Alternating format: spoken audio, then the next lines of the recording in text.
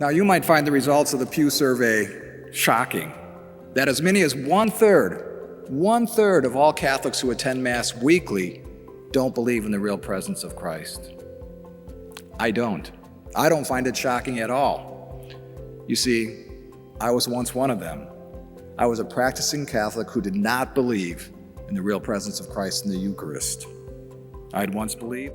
The part of the Catechism's definition of grace that resonates the most with me is that second part, that grace gives us the ability to hear and then respond to His call.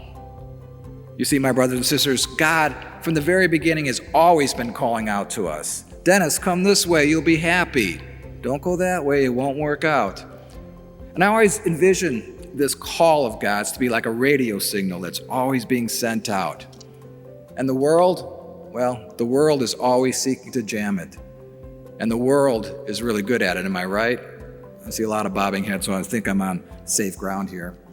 And oftentimes we are our own worst enemies when it comes to this signal. We reach for our radios. We take the tuning knob and we go to another channel. We reach for the volume knob and we turn it down. And this is where God's grace comes in. It is in this gift of grace par excellence, that gives us the ability to hear His call and to do something about it. And where, my friends, is God's grace most abundant? In the sacraments. And of all the sacraments, which is the one that it is most abundant in? The Eucharist. The Eucharist. This is why the Eucharist is so essential. In 3 of the Gospels, and again from Paul in 1 Corinthians, we hear Jesus say the very same thing at the Last Supper. This is my body. And let me assure you, the Greek word for use, estin, means is, just as we understand it here today.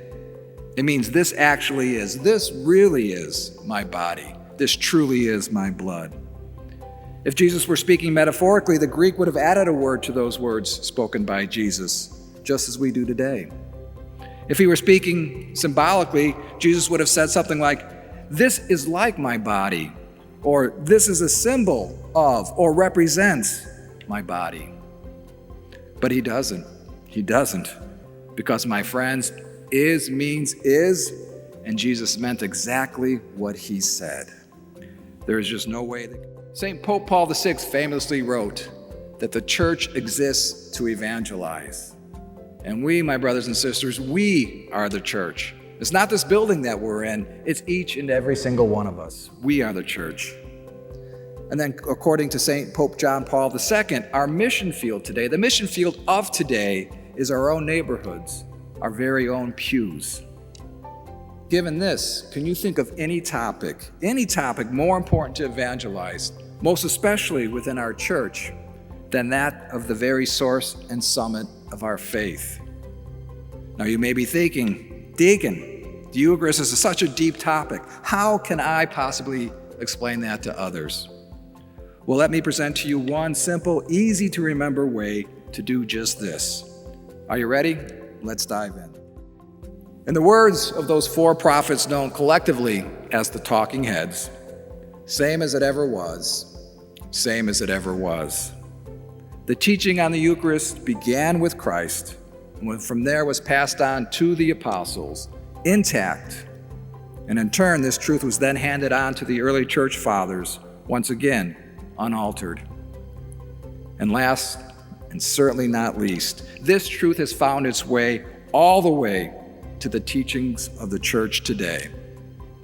Same as it ever was, same as it ever was.